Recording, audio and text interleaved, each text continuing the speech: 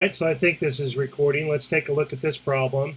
They give us a function f, and they're asking us to find the inverse, and then to determine whether this inverse is a function or not. So it's a quadratic function, and we know what the graph of a quadratic function looks like. With a 1 implied here, we know this parabola opens upward.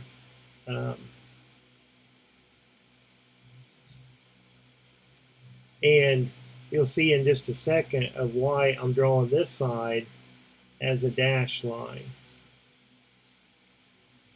So the vertex has coordinates of 3 comma -3.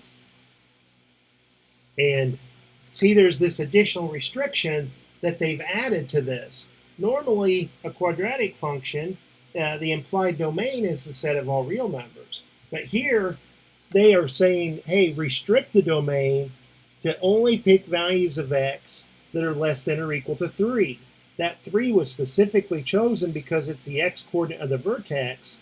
And now, if we apply the horizontal line test, this passes the horizontal line test. So with this restriction, this is a one-to-one function.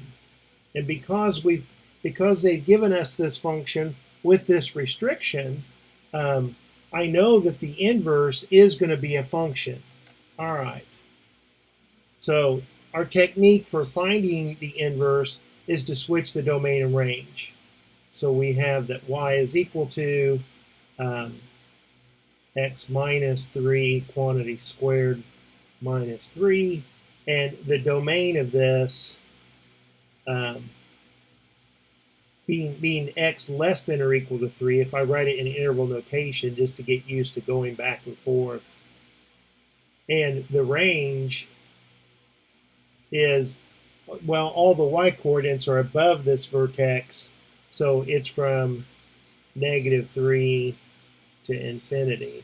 So our technique for finding the inverse is to switch this domain and range, which means in the equation we switch x and y. So now it's not the domain of f, it's the domain of this inverse. At this point, it's an inverse relation. Well, I guess no, technically, I guess since it did pass the horizontal line test, I do know it's a function. So it is the domain of this inverse function. Is -3 to infinity. That used to be the range, and now the range, well, that was the domain. See, these have switched. So now we need to solve this equation for y.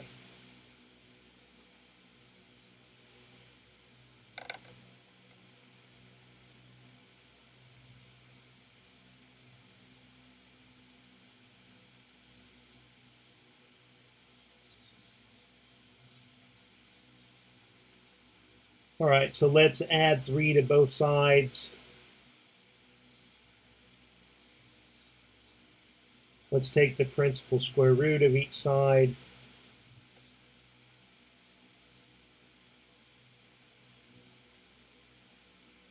When I simplify this left-hand side, I have to introduce absolute value symbols. But I can think about whether those absolute value symbols are truly needed or not, or if I have to make some kind of adjustment to this, because remember, I know something about the y coordinate.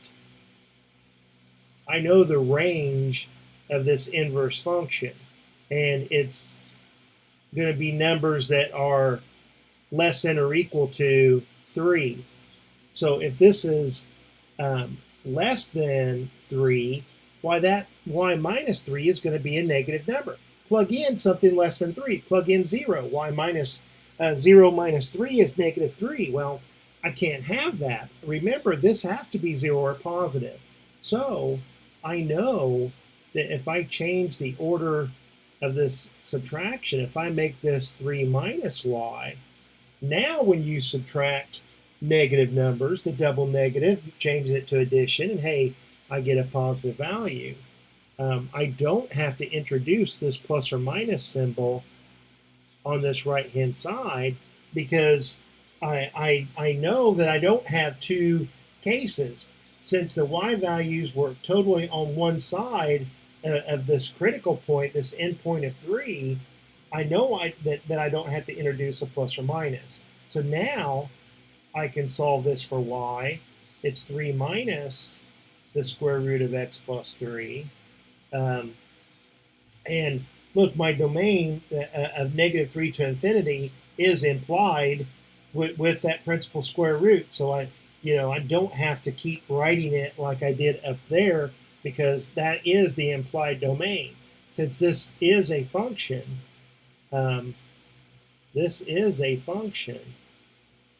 I can use my inverse notation. The original function was called f, so I can call this f inverse so that people understand the relationship between f and f inverse.